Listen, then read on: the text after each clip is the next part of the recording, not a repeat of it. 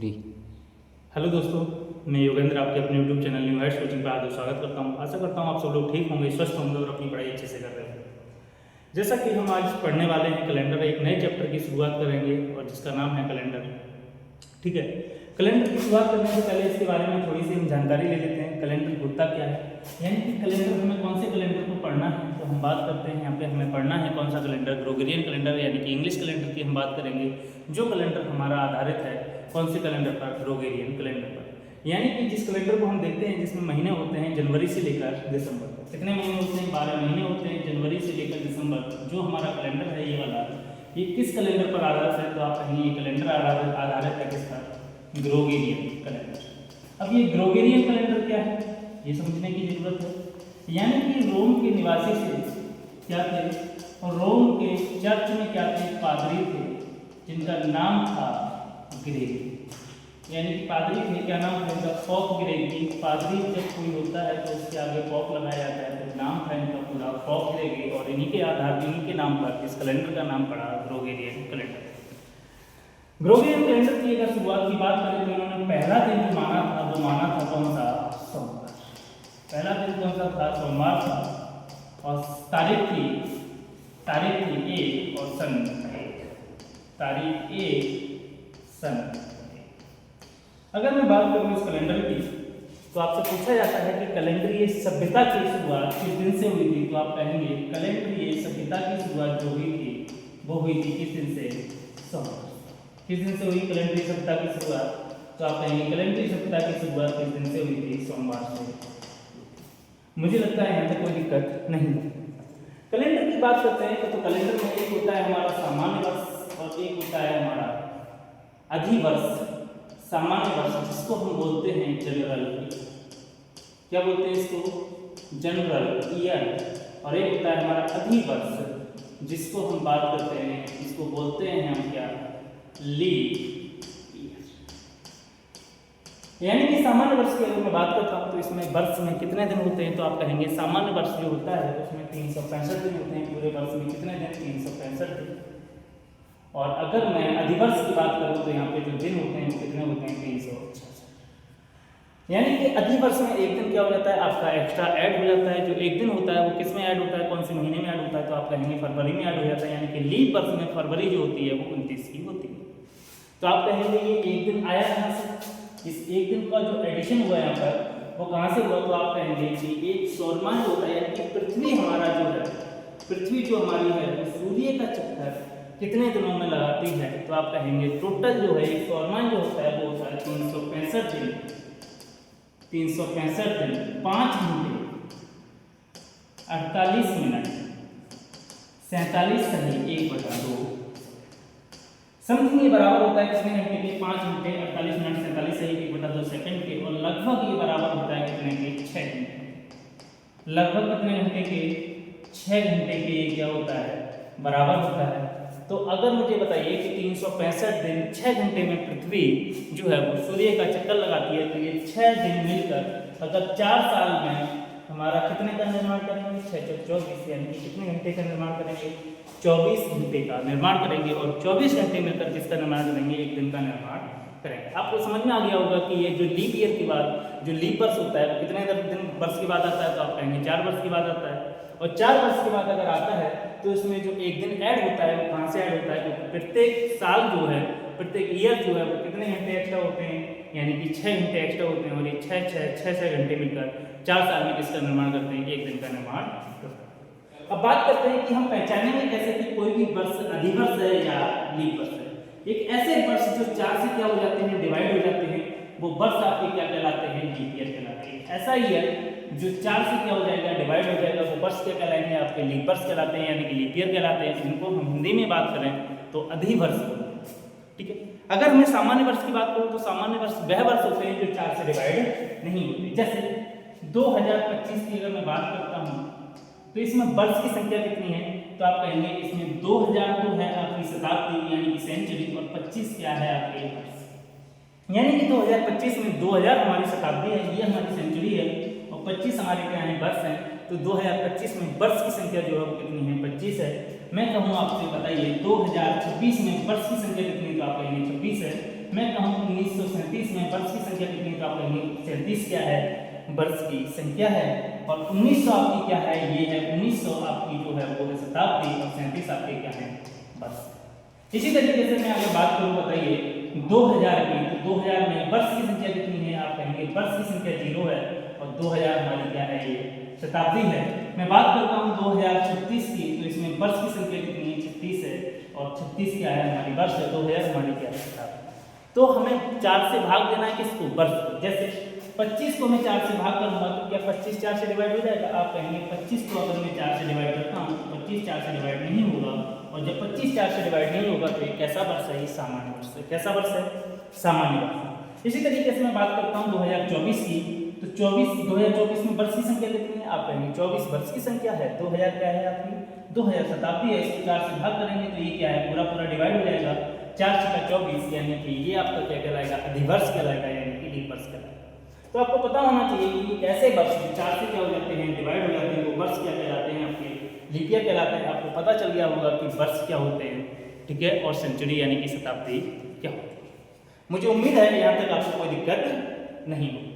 चलिए अगली बात करते हैं हम, कि अगर मैं आपसे पूछा जाए कि बताइए कि अगर आपको ये निकालना हो कि 25 वर्ष में लीप वर्ष की संख्या कितनी है, 25 वर्ष में लीप वर्ष की संख्या कितनी है, ये अगर आपको निकालना हो तो कैसे फाइंड आउट करेंगे। यानी कि हमें निकालना है कि लीप वर्ष की संख्या, किसी भी वर्ष में लीप वर्ष की अगर संख्या हमें फाइंड आउट करनी हो कि लीप वर्ष की संख्या जो है वो कितनी है। जैसे मैंने पूछा कि बताइए 24 वर्ष में लीप वर्ष की संख्या कितनी होगी, तो वर्ष को क्या करेंगे, 4 से डिवाइड करेंगे, वर्ष को क्या करेंगे, 4 से डिवाइड करेंगे, और जो हमारा भागफल होगा, जो हमारा भागफल होगा वही हमारा क्या कहलाएगा, लीप वर्ष, वही हमारा क्या कहलाएगा, लीप वर्ष कहलाएगा, यानी कि लीप ईयर कहलाएगा। भागफल का मतलब 4 से भाग करेंगे इसको 24 से, तो कितना भागफल आएगा, 6 आएगा, यानी कि 24 वर्ष में लीप वर्ष की संख्या कितनी होगी, 6 होगी। कितनी होगी, कैसे, कौन कौन सी होगी 24 वर्ष में लीप वर्ष की संख्या 6, तो आप कहेंगे 24 वर्ष में होगी 4 होगी, 4 एक लीप वर्ष है, 8 एक लीप वर्ष है, 12 एक लीप वर्ष है, 16 एक लीप वर्ष है, 16 के बाद 20 एक लीप वर्ष है, और एक 24 क्या है आपका लीप वर्ष है। तो टोटल कितने हो गए, ये 6 हो गए, यानी कि 24 वर्ष में लीप वर्ष की जो संख्या होगी वो 6 होगी। कैसे फाइंड आउट करेंगे, यानी कि जो हमारा भागफल होगा किसी भी वर्ष को 4 से भाग करने पर जो हमारा भागफल बचेगा वही क्या होगा, हमारा लीप वर्ष कहलाएगा। अगर मैं बात करता हूँ, एक होता है हमारा विषम, एक होता है हमारा विषम दिन यानी कि ऑड डेज, विषम दिन यानी कि ऑड डेज। विषम दिन क्या होता है, तो आपका सप्ताह कितने दिन का होता है, 7 दिन का होता है। जितने भी दिन होंगे उसको क्या करेंगे, 7 से भाग करेंगे, और जो हमारा रिमाइंडर बचेगा यानी कि जो हमारा शेषफल बचेगा वही हमारे क्या कहलाएंगे, ऑड डेज, वही हमारे क्या कहलाएंगे, ऑड डेज कहलाएंगे। जैसे मैंने पूछा बताइए कि 7 दिन में विषम दिन की संख्या कितनी है, तो 7 को 7 से भाग करेंगे, रिमाइंडर हमारा कितना होगा, 0 होगा, तो यानी कि ऑड डेज की संख्या कितनी होगी, 0। मैं पूछूं बताइए 15 दिन में विषम दिन की संख्या कितनी होगी, तो 15 को 7 से भाग करेंगे, 15 से 7 से भाग करेंगे तो कितना रिमाइंडर बचेगा, 7 दूनी 14, यानी कि 2 तो भागफल आया, मतलब रिमाइंडर बचा, शेषफल बचा 1, यानी कि ऑड डेज की संख्या कितनी होगी, 1। मैंने पूछा बताइए 37 दिन में ऑड डेज की संख्या कितनी होगी, तो आप कहेंगे 7 से इसको भाग करेंगे, 7 पंजे 35, शेषफल बचा 2, यानी कि ऑड डेज की संख्या कितनी होगी, 2। इसी तरीके से मैंने पूछा बताइए 40 वर्ष में लीप वर्ष की संख्या कितनी होगी, 40 वर्ष में लीप वर्ष की संख्या कितनी होगी, तो 40 को 4 से भाग करेंगे, यानी कि किसी भी लीप वर्ष की संख्या अगर हमें फाइंड आउट करनी हो किसी भी वर्ष में, तो हम क्या करते हैं, 4 से भाग करते हैं, और जो हमारा भागफल होता है वो हमारा क्या कहलाता है, लीप वर्ष कहलाता है। 4 भाग कितना, 40, तो कितना आ गया लीप वर्ष की संख्या, 10। मैं पूछूं बताइए 49 वर्ष में लीप वर्ष की संख्या कितनी होगी, तो 4 से इसको भाग करेंगे, 4 × 4, बच्चा कितना, कुछ नहीं बचा, 9 बचा है, तो 4 दूनी 8, यानी कि लीप वर्ष की संख्या कितनी आएगी, 12। लीप वर्ष की संख्या कितनी आएगी, कोई समस्या, मुझे लगता है यहाँ तक आपको दिक्कत नहीं होगी। आपको लीप वर्ष निकालना सीखे होंगे कि लीप वर्ष किसी भी वर्ष में हम लीप वर्ष अगर फाइंड आउट करते हैं तो कैसे करते हैं, यानी कि इसमें लीप वर्ष की संख्या जो है वो कितनी है, ये कैसे निकालेंगे। दूसरा ये है कि ऑड डेज की संख्या अगर हमें फाइंड आउट करनी है तो ऑड डेज कैसे निकालते हैं, ये आपको समझ आ गया, ठीक है। आगे बढ़ते हैं, जैसे बात करते हैं, मैं बात करता हूँ फर्स्ट शताब्दी यानी कि फर्स्ट सेंचुरी।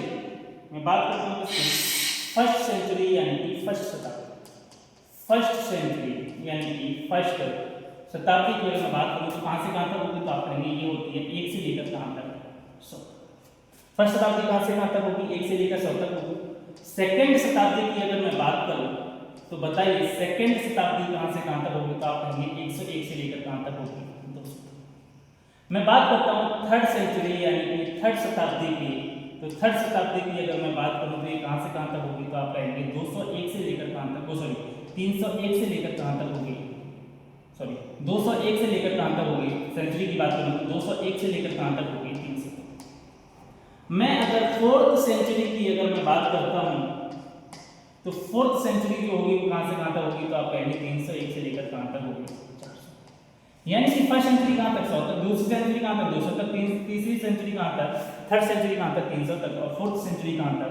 400 तक। इसी तरीके से पांचवी सेंचुरी की बात करूँ तो पांचवी सेंचुरी जो होगी, पांचवी शताब्दी जो होगी वो कहाँ तक होगी? 500 तक। छठी 600 तक। मैं कहूँ 18वीं शताब्दी कहाँ तक होगी? तो आप कहेंगे 18वीं शताब्दी होगी 1701 से लेकर कहाँ तक? 1701 से लेकर। मैं कहूँ 21वीं शताब्दी कहाँ से कहाँ तक होगी? तो आप कहेंगे 2001 से लेकर कहाँ तक? 21। ये कौन सी है? 21वीं। तो अभी जो शताब्दी है वो हमारी कौन सी है? यानी कि 21वीं शताब्दी है, जिसको आपने सुना होगा कि जिसको बोलते हैं 21वीं सदी। ठीक है, शताब्दी को ही हम क्या कहते हैं? सदी कहते हैं। तो ये 2001 से लेकर 2100 तक क्या कहलाएगी? आपकी 21वीं शताब्दी कहलाएगी। अगर 2101 से लेकर अगर मैं बात करूँ 2200 तक तो ये क्या कहलाएगी? आपकी 22वीं शताब्दी कहलाएगी। कोई दिक्कत? तो अगर मैं बात करता हूँ, बताइए कि फर्स्ट सेंचुरी जो होती है इसमें कितने लीपर्स होते हैं? फर्स्ट सेंचुरी की अगर मैं बात करता हूँ तो टोटल लीपर्स की संख्या मैं आपसे पूछता हूँ तो कितनी होगी? तो आप कहेंगे सर यहाँ पे लीपर्स जो है वो 1 से लेकर कहाँ तक है? 100 तक की। अगर वर्ष की मैं बात करता हूँ तो वर्ष की संख्या है यहाँ पे 99। 100 हमारी क्या है? शताब्दी। चलो इससे पहले मैं एक बात पूछ लेता हूँ, मुझे ये बताइए जैसे अभी मैंने बताया था कि ऐसे वर्ष जो 4 से क्या हो जाते हैं? डिवाइड हो जाते हैं, वो आपके क्या कहलाते हैं? लीपर्स कहलाते हैं। तो मुझे बताइए 2022 ये कैसा वर्ष है? सामान्य वर्ष है। इसमें दिनों की संख्या कितनी होगी? 365 होगी। कितनी होगी?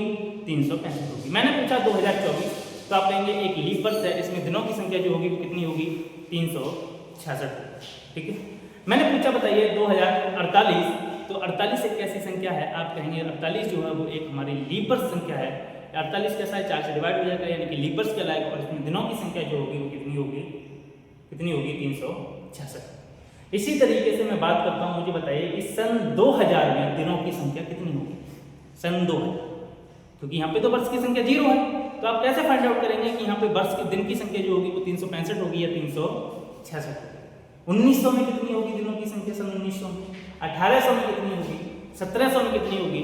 तो ये हम कैसे फाइंड आउट करते हैं? तो हम बता रहे हैं कि किसी भी शताब्दी यानी कि किसी भी सेंचुरी को 400 से भाग करने के बाद जो शताब्दियां 400 से क्या हो जाती हैं? डिवाइड हो जाती हैं, वो क्या कहलाती हैं? आपकी लीप ईयर सेंचुरी कहलाती है। क्या कहलाती हैं? लीप ईयर सेंचुरी कहलाती हैं, यानी कि शताब्दी। ऐसी शताब्दी जो 400 से डिवाइड होगी वो क्या कहलाएगी? लीप ईयर सेंचुरी कहलाएगी। और जो लीप ईयर शताब्दी होगी उसमें दिनों की संख्या जो होगी वो कितनी होगी? 366 होगी। यानी कि जैसे 2000 है, 2000 को हम 400 से भाग करेंगे। 2000 को अगर मैं 400 से भाग करूँ तो रिमाइंडर क्या बचेगा? 0 बचेगा, यानी कि पूरा डिवाइड हो जाएगा। और पूरा डिवाइड हो जाएगा तो ये क्या कहलाएगी? लीप वर्ष शताब्दी कहलाएगी। और लीप वर्ष शताब्दी में हमारे जो दिनों की संख्या होगी वो कितनी होगी? 366 होगी। यानी कि फरवरी जो होगी वो हमारी कितने की होगी? यहाँ पर 29 की होगी। फरवरी कितने की होगी? 29 की होगी। इसके बाद अगर मैं बात करूँ 1900 की अगर मैं 400 से भाग करूँ तो 1900 जो है वो 400 से डिवाइड नहीं होगा। आपको कंप्लीटली 400 से डिवाइड करना है, इंडिविजुअली नहीं करना है कि 0 से 0 को काट दिए फिर 4 से भाग करना है तो भी 4 से भाग नहीं होगा। आप 400 से इसको भाग करेंगे, कंप्लीटली डिवाइड नहीं होगा। 400 चौका होता है 1600, यानी कि 300 रिमाइंडर बचेगा, तो ये कंप्लीट डिवाइड नहीं होगा। तो यहाँ पे जो दिनों की संख्या होगी वो कितनी होगी? 365, यानी कि यहाँ पे जो फरवरी होगी वो कितने की होगी? 28 की। समझ में आ गया कि लीप वर्ष क्या होते हैं और लीप वर्ष शताब्दी क्या होती है? तो यही हम देखेंगे। तो यहाँ पे अगर मैं बात करता हूँ वर्ष की, तो वर्ष कितने हैं? 1 से 100 तक। तो वर्ष की संख्या है 9 और 100 क्या है? हमारी शताब्दी। 100 क्या है? हमारी शताब्दी। तो आपको ऐसा नहीं करना है कि 100 को 4 से भाग कर देना है और 100 से 4 से भाग करेंगे तो ये आ जाएगा 25 वर्ष, यानी कि 100 वर्ष में 25 वर्ष लीप वर्ष नहीं, क्योंकि 100 हमारी क्या है? शताब्दी है। 100 को हम 400 से भाग करेंगे, ना कि 4 से। यहाँ 1 से लेकर 100 तक वर्ष की संख्या कितनी है? तो आप कहेंगे वर्ष होते हैं हमारे 99, और 99 को 4 से भाग करेंगे तो भागफल आएगा 4 दूनी 8, 1 बचा, यहाँ 19 हो गया। 19 के बाद अगर मैं बात करूँ 4 से भाग करूँ तो 4 4 16, यानी कि कितने हो गए? 24। तो यहाँ पे लीप वर्ष की संख्या कितनी होगी 24। यहाँ पे 101 से लेकर 200 तक यहाँ पे भी वर्ष की संख्या कितनी है 99, और 99 को हम 4 से भाग करेंगे तो लीप वर्ष की संख्या कितनी होगी 201 से लेकर 300 तक लीप वर्ष की संख्या कितनी होगी, तो यहाँ पे हम कितने परसेंट 99%, 99 को 4 से भाग करेंगे कितना आ जाएगा 24। और 300 हमारी क्या शताब्दी है, क्या 300 को हम 400 से भाग करेंगे तो क्या 300 एक लीप वर्ष शताब्दी आप कहेंगे बिल्कुल नहीं। 200 हमारी शताब्दी है, 200 को हम 400 से भाग करेंगे क्या लीप वर्ष शताब्दी आप कहेंगे बिल्कुल नहीं। 100 को मैं 400 से भाग करूंगा तो क्या 100 जो है वो 400 से डिवाइड हो जाएगा आप कहेंगे बिल्कुल नहीं होगा, तो ये लीप वर्ष शताब्दी आपकी नहीं। इसी तरीके से मैं अगर बात करूं तो 301 से लेकर 400 तक वर्ष की संख्या जो है वो कितनी है 99, और 99 को 4 से भाग करूंगा तो 24 तो हमारे लीप वर्ष होंगे, लीप ईयर होंगे, 24 क्या होंगे हमारे लीप ईयर होंगे, मगर इसमें 400 जो है वो हमारा क्या होगा लीप वर्ष शताब्दी होगा, क्योंकि 400 जो है वो 400 से क्या हो जाएगा डिवाइड हो जाएगा। तो एक हमारी लीप ईयर और एक हमारा क्या है लीप ईयर शताब्दी यानी कि लीप ईयर सेंचुरी, टोटल मिला के कितना हो गया, ये टोटल मिला के हो गया कितना 25 यानी कि 25। आपसे पूछा जाएगा डायरेक्टली कि बताइए 400 वर्षों में लीप वर्ष की संख्या कितनी होती है, तो ये टोटल कितने हो गए 1 से लेकर 400 तक, तो आप कहेंगे 400 वर्ष हो गए, और 400 वर्षों में लीप वर्ष की संख्या कितनी होगी, आप इसको ऐड कर लीजिए कितना हो जाएगा 24 + 24 + 24 + 25 कितना 90। तो 400 वर्षों में लीप वर्ष की संख्या जो होती है वो कितनी होती है 97 होती है। ये 400 वर्ष x y z कोई भी हो सकते हैं, किसी भी शताब्दी से लेकर किसी भी शताब्दी तक हो सकते हैं। ये 1 से लेकर 400 तक हो सकते हैं, ये 401 से लेकर 800 तक हो सकते हैं, ये 700 से लेकर 701 से लेकर 1100 तक हो सकते हैं, ये 801 से लेकर 1200 तक हो सकते हैं, ये 901 से लेकर 1300 तक हो सकते हैं, या ये 1601 से लेकर 2000 तक हो सकते हैं, या हम कोई भी हो सकते हैं 1901 से लेकर 2300 तक हो सकते हैं, या हम बात करें 2001 से लेकर 2400 तक हो सकते हैं। कोई भी 400 वर्षों में x y z उसमें लीप वर्ष की संख्या जो कितनी होगी वो होगी आपकी 400 वर्षों में 70। ये मैंने क्यों बताया, क्योंकि आगे आपसे पूछा जाएगा बताइए 800 वर्षों में लीप वर्ष की संख्या कितनी होगी, 1200 वर्षों में लीप वर्ष की संख्या कितनी होगी, 2200 वर्षों में लीप वर्ष की संख्या कितनी होगी, 1700 वर्षों में लीप वर्ष की संख्या कितनी होगी। तो ये आप क्लियरली क्या कर पाएंगे फाइंड आउट कर पाएंगे। ये आपको याद रखना है कि किसी भी 400 वर्षों में लीप वर्ष की संख्या जो होती है वो 97 होती है, 1 से लेकर 100 तक कहाँ होती है 24 होती है, 101 से लेकर 200 तक कितनी होती है 24 होती है, और 201 से लेकर 300 तक कितनी 24, क्योंकि वर्ष की संख्या यहाँ 99 है, यहाँ भी वर्ष की संख्या 99 है, यहाँ पे भी वर्ष की संख्या 99 है, और यहाँ पे भी वर्ष की संख्या 99 है, मगर यहाँ पे जो 400 है वो एक लीप वर्ष शताब्दी है, और हमें पता है कि ऐसी शताब्दी है जो 400 से क्या हो जाती है डिवाइड हो जाती है, वो हमारी क्या कहलाती है लीप वर्ष शताब्दी। मुझे उम्मीद है कि यहाँ तक आपको कोई दिक्कत नहीं। आगे बढ़े। अब मुझे ये बताइए कि आपने देखा था कि जनवरी से लेकर दिसंबर तक ये 12 महीने होते हैं, इनके बारे में हमें पढ़ना है, इसी कैलेंडर के बारे में हमें पढ़ना है, तो आपको ये भी पता होना चाहिए कि जनवरी कितने का होता है, जनवरी में जो दिन की संख्या है वो कितनी है, फरवरी में जो दिन की संख्या है वो कितनी है, मार्च में जो दिन की संख्या है वो कितनी है, और अप्रैल में कितनी है ना। तो आप बचपन से करते आ रहे होंगे कि अगर इस तरीके से हम इससे हाथ से अगर इसको काउंट करते हैं तो यानी कि जो गट्टे पर आता है इस पर वो कितने का होता है, वो महीना होता है कितने का 31 का, और जो मतलब गड्ढे में आता है वो कितने का होता है 30 का। तो इसी तरीके से हम देखेंगे कि जनवरी कितने का होता है, जनवरी होता है कितने का 31, जनवरी कितने का होगा, जनवरी होगा आपका कितने का, जनवरी कितने का होगा 31 का होगा। फरवरी कितने का होगा, फरवरी होता है आपका 28 या 29 का, 28 का जब होगा जब सामान्य वर्ष होगा, और 29 का जब होगा जब लीप वर्ष होगा।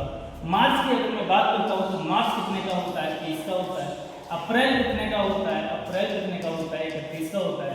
अप्रैल के बाद मई आता है, मई कितने का होता है 30 का होता है। जून की अगर मैं बात करता हूँ तो जून कितने का होता है, आप कहेंगे 31 का होता है। जुलाई कितने का होता है, ये भी 31 का होता है। समझिए कैसे, जनवरी 31, फरवरी, मार्च, अप्रैल, मई, जून, जुलाई। जुलाई कहाँ आया, गट्टे पर आया, फिर गट्टे से वापस करेंगे, जुलाई के बाद क्या आएगा, सॉरी जनवरी, फरवरी, मार्च, अप्रैल, मई, जून, जुलाई। जुलाई गट्टे पे आया, जुलाई 31 का होता है।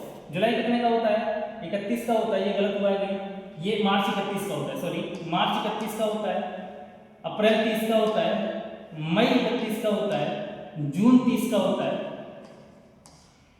जून कितने का होता है 30 का होता है। जुलाई कितने का होगा 31 का होगा। और जुलाई के बाद देखिए जनवरी, फरवरी, मार्च, अप्रैल, मई, जून, जुलाई, जुलाई के बाद अगस्त। अगस्त कितने का होगा अगस्त भी 31 का होगा। अब इसके बाद सितंबर जो होगा वो कितने का होगा, 30 का। अक्टूबर कितने का होगा, 31 का। और नवंबर कितने का होगा, 30 का। और दिसंबर कितने का होगा, दिसंबर कितने का होगा, ठीक है। तो इसमें केवल 4 मंथ ऐसे हैं, यानी कि एक अप्रैल है और एक जून है और एक नवंबर है और एक सितंबर है। 4 महीने हैं जो कितने के होते हैं, 30 के होते हैं। बाकी के जो होते हैं वो कितने होते हैं, बाकी के जो होते हैं वो कितने के होते हैं, 28 के, वो 31 के होते हैं, केवल फरवरी को छोड़कर। यानी कि जनवरी भी 31 का, मार्च भी 31 का, मई भी 31 का, जुलाई भी 31 का, अगस्त भी 31 का, अक्टूबर भी 31 का और दिसंबर भी 31 का। यानी कि इन 4 महीने को छोड़कर बाकी के महीने किसके होते हैं, 31 के होते हैं। और एक फरवरी अलग होता है, तो फरवरी होता है कितने का, 28 या 29 का। आपको समझ में आ गया होगा कि 28 का कब होता है और 29 का कब, ठीक है। अगर मैं पूछूं बताइए जनवरी में और डेज की संख्या कितनी है, तो 7 से भाग करेंगे और डेज की संख्या 7 चौक 28, रिमाइंडर कितना थी। अभी मैंने बताया कि विषम दिन आपको निकालने हो, तो विषम दिन निकालने के लिए आप किसी भी दिन की संख्या जो है उसको आप कितने से भाग करेंगे। सप्ताह हमारा 7 दिन का होता है, तो 7 से हम भाग करेंगे और जो हमारा रिमाइंडर बचेगा वही हमारा क्या कहलाएगा, विषम दिन कहलाएगा, यानी कि और डेज कहलाएगा। तो यहाँ 3 बचेंगे, 7 चौक 28, यहाँ या तो 0 होगा या तो 1 होगा, है ना, क्योंकि अगर सामान्य वर्ष होगा तो 0 होगा और लीप वर्ष होगा तो 1 होगा। साथ यहाँ कितना होगा, रिमाइंडर 3 होगा, यहाँ कितना होगा, 2 होगा और डेज यहाँ 3, यहाँ कितना 2, यहाँ कितना 3, यहाँ कितना 3, यहाँ कितना 2, यहाँ कितना 3, यहाँ कितना 2 और यहाँ कितना। मुझे लगता है इससे कोई समस्या आपको नहीं होगी, यानी कि हमें पता है पहले से कि जितने भी दिन होंगे उसको हम 7 से भाग कर देंगे और जो हमारा रिमाइंडर बचेगा वही हमारा क्या कहलाएगा, और डेज कहलाएगा, यानी कि विषम दिन कहलाएगा।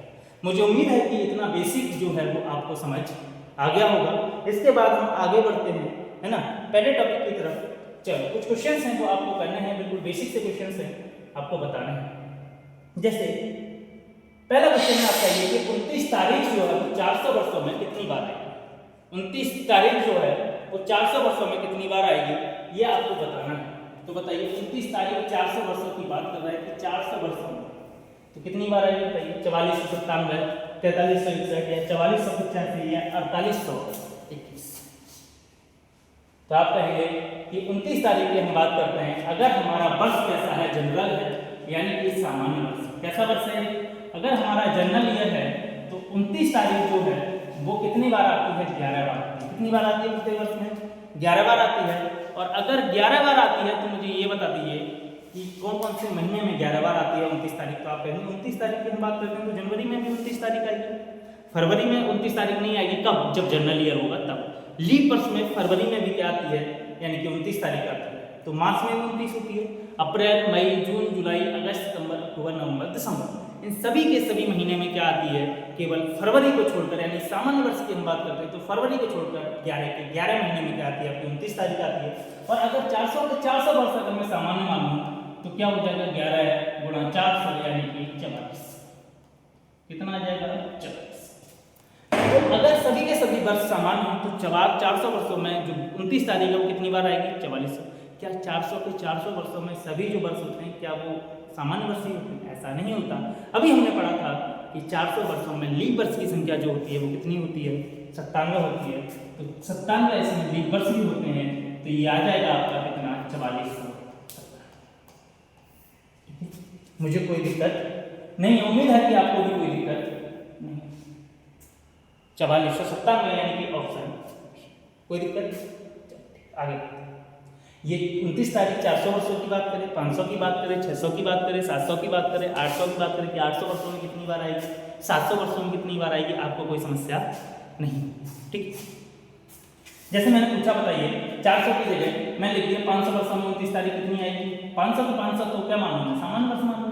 500 गुणा 11 कितना, 500, है ना।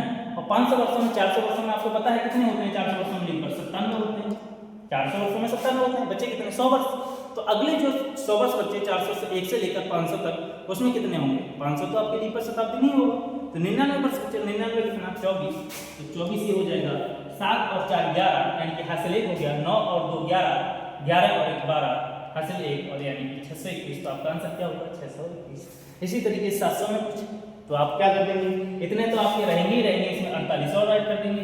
700 600 में पूछे थे 700 में पूछे तो 24 प्लस 24 यानी कि 300 वर्षों में कितने होते हैं? 24 प्लस 24। फिर 400 वर्ष और ऐड हो जाए 400 में, यानी कि 800 वर्षों में पूछे तो अगले जो 800 वर्ष होगा, यहाँ पे 800 शताब्दी होगी, वो भी हमारी क्या कहलाएगी? लीप वर्ष शताब्दी कहलाएगी। तो वहाँ पे एक और ऐड हो जाएगा, यानी कि 400 और 402 कितने हो गए? 800 वर्ष। तो 400 में 97, तो 97 का 2। मुझे लगता है आपको कोई समस्या नहीं होगी। अब आप निकाल लेंगे, ठीक। आगे बढ़ते हैं अगले क्वेश्चन की तरफ। आगे पूछा है कि 29 फरवरी 400 वर्षों में कितनी बार आएगी? अगला क्वेश्चन आपका यह है कि 29 फरवरी आपसे पूछी है 400 वर्षों में, तो मुझे बताइए 29 फरवरी कब आती है? जब आपका लीप वर्ष होता है। सिंपल सी बात है, जब लीप वर्ष होगा तब फरवरी जो होगी वो हमारी कितने की होगी? 29 की होगी। और जब फरवरी 29 की पूछी है और 400 वर्षों में पूछी है, तो हमें ये पता होना चाहिए कि 400 वर्षों में लीप वर्ष की संख्या कितनी होती है? तो आप कहेंगे 97 होती है, अभी हमने पढ़ रखा है। और लीप वर्ष की संख्या अगर 97 होती है, तो आपकी फरवरी भी 29 फरवरी भी 400 वर्षों में कितनी बार आएगी? 97 बार आएगी, यानी कि ऑप्शन। मुझे उम्मीद है कि कोई दिक्कत आपको नहीं। आगे बढ़ते, आपसे पूछा है कि बताइए 2200 वर्षों में कितने लीप वर्ष होते हैं? अभी मैंने बताया था कि जितने वर्ष होंगे आप क्या करेंगे? उसको 404 से डिवाइड कर देंगे और आपको क्या निकल के आ जाएगा? लीप वर्ष निकल के आ जाएगा। 400 वर्षों में कितने होते हैं बताइए? 400 वर्षों में कितने होते हैं? आप कहेंगे 97 होते हैं। 400 को अगर मैं 400 को इससे भाग करूँ 2200 को, 2200 शताब्दी है, 400 को अगर मैं भाग करूँ 2200 को, तो कितना आ जाएगा? 500। 400 पर ये कितना होता है? 2000 प्लस 200 लिख सकता हूँ मैं इसको 2200 को। आप कहेंगे जी बिल्कुल 2200 को हम लिख सकते हैं कितना? 2000 प्लस कितना? 200। और हमें पता है कि 400 वर्षों में लीप वर्ष की संख्या कितनी होती है? 97 होती है। 400 वर्षों में कितनी होती है? 97 होती है। तो 400 का 2000 कितना गुना है? तो आप कहेंगे 400 का 2000 जो है वो कितना गुना है? 400 का मुझे 5 गुना है। तो जल्दी हम क्या कर देंगे? 5 गुना कर देंगे। 5 भाग करिए, 5 से मल्टीप्लाई करिए, 5 7 35, यानी कि 5 आ गया, 3 हासिल हो गए, और 5 9 45 और 3 48, यानी कि 485। 2000 वर्षों में लीप वर्ष की संख्या जो होगी वो कितनी होगी? 485 होगी। बात करते हैं 2100 की और 2200 की। 2000 में कितनी होगी? 2000 में आ गई कितनी? 485। तो 2100 जो होगा वो 2001 से लेकर 2001 से, सॉरी 2100 जो होगा वो कहां से कहां तक होगा? 2001 से लेकर 21, है ना? 21वीं शताब्दी 2200 वर्ष की बात कर रहा है। या कोई भी 100 वर्ष जो होंगे उसमें कितने होंगे? आप कहेंगे जो 100 वर्ष होंगे उसमें कितने लीप वर्ष होते हैं? 24 होते हैं। और अगले 100 वर्ष जो होंगे उसमें भी कितने होंगे? तो 24 और 24 कितना? 48 ये हो गए, और 485 ये हो गए। कितना हो जाएगा? 8 5 13, 1 हासिल हो गया, 8 4 12 और 1 13, 1 हासिल हो गया, 4 और 1 5, यानी कि 533। ऑप्शन में होगा ऑप्शन बी। अच्छा, ऑप्शन बी इधर हो गया, ऑप्शन सी इधर हो गया, कोई दिक्कत नहीं। तो आंसर कितना आएगा? 533, यानी कि 533। 2200 वर्षों में लीप वर्ष की संख्या कितनी होगी? आप निकाल लेंगे। इसी तरीके से 2400 कहता, तो 2400 400 का कितना गुना है? 6 गुना। तो 97 का भी क्या कर देते? 6 गुना कर देते। आपसे पूछे बताइए 2700 में कितनी होगी? 2700 वर्षों में लीप वर्ष की संख्या कितनी होगी? तो 2400 कितना है? कितना? इसको तोड़ लेंगे लिखने में। 2400 प्लस 300, 2400 प्लस 300, और 2400 में कितनी होगी? 2400 400 का कितना गुना है? तो आप कहेंगे 400 का है ये कितना? 6 गुना। तो इधर 97 का कितना कर देंगे? 6 गुना कर देंगे। 97 का भी क्या कर देंगे? 6 गुना कर देंगे, ये आ जाएगा। फिर उसके बाद हमारे पास 300 वर्ष बचेंगे, और 300 वर्ष की मैं बात करूँ तो कितना बचेगा इसमें? 24। 100 वर्ष में 24, 100 वर्ष में 24, 100 वर्ष में 24, अगले 100 वर्ष में 24, और अगले 100 वर्ष में 24। अगर ये 300 की जगह 400 होता तो अगले 100 वर्ष में कितना हो जाता? 25। समझ में आ गया? अगर केवल 100 बचे तो 24 होंगे। अगर रिमाइंडर 200 बचता है 400 से भाग करने पर, तो आपका कितना होगा? उसमें 24 ही होगा। 300 बचता है तो 24 प्लस 24 प्लस 24, और अगर आपका 400 यानी कि कोई भी रिमाइंडर नहीं बचता है तो कितने होंगे? 25। ठीक है, मुझे उम्मीद है कि आपको इन क्वेश्चंस में अब कोई समस्या नहीं होगी। आपसे 2200 की बात कर ले, आपसे 2300 की बात कर ले, आपसे 1700 की बात कर ले, आपसे 1600 की बात कर ले, मुझे उम्मीद है कि आप कर लेंगे। चलिए आगे बढ़ते हैं। अभी हमने जो पढ़ा है उसी के बारे में हम जान रहे हैं। जो बेसिक हमने देखा था, लिखा हुआ है यदि सप्ताह 7 के बजाय 12 दिन का है।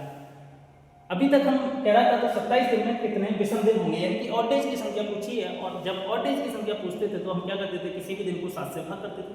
क्यों? क्योंकि सप्ताह हमारा कितने दिन का होता है? 7 दिन। सप्ताह कितने दिन का होता है? 7। हमारे यहाँ पे कंडीशन दे रखी है कि सप्ताह 7 के बजाय कितने दिन का है? 12। तो तो इस बार हम 7 से भागना करके कितने से भाग करेंगे, 12 से भाग करेंगे, और कितने को भाग करेंगे 12 से, 27 को भाग करेंगे 12 से, और जो हमारा रिमाइंडर होगा वही हमारा क्या कहलाएगा, ऑर्डेज कहलाएगा, यानी कि विषम दिशा। तो 12 से भाग करेंगे, 12 दूनी 24, रिमाइंडर कितना बचेगा बताइए, 3 बचेगा, 12 दूनी 24, रिमाइंडर 3, यानी कि ऑर्डेज की संख्या कितनी होगी, 3 होगी, ऑप्शन।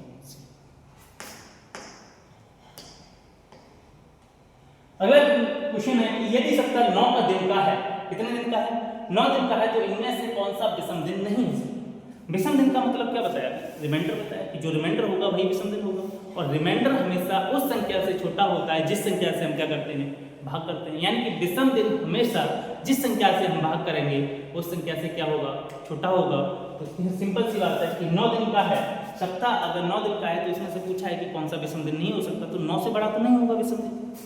9 से बड़ा कौन सा ऑप्शन है, 10 है, तो आंसर क्या होगा, 1 सेकंड, 9 से बड़ा है ये अगला क्वेश्चन, तो आंसर हो जाएगा आपका ऑप्शन सी, यानी कि ये आपका ऑर्डेज नहीं होगा, क्योंकि 9 से भाग करने पर रिमाइंडर 7 बचेगा, 9 से भाग करने पर रिमाइंडर 8 बचेगा, और 9 से भाग करने पर रिमाइंडर 3 बचेगा, 9 से भाग करने पर रिमाइंडर 10 नहीं बचेगा, क्योंकि हमें पता है रिमाइंडर जिस संख्या से हम भाग करते हैं उस संख्या से क्या होता है, छोटा होता है। उम्मीद है कि आपको ये क्वेश्चन समझ में आ गया होगा। बढ़ते हैं, ये हमारे बेसिक क्वेश्चन थे, ठीक है, तो बेसिक हमें पता चल गया है। इसके बाद हम जानेंगे इसके बारे में, यानी कि दिन निकालना, कोई भी तारीख अगर दी हुई हो तो हमें क्या निकालना है, दिन निकालना, ये सीखेंगे हम नेक्स्ट वीडियो में। तो अभी के लिए इतना ही, बाकी मुलाकात होगी नेक्स्ट। धन्यवाद।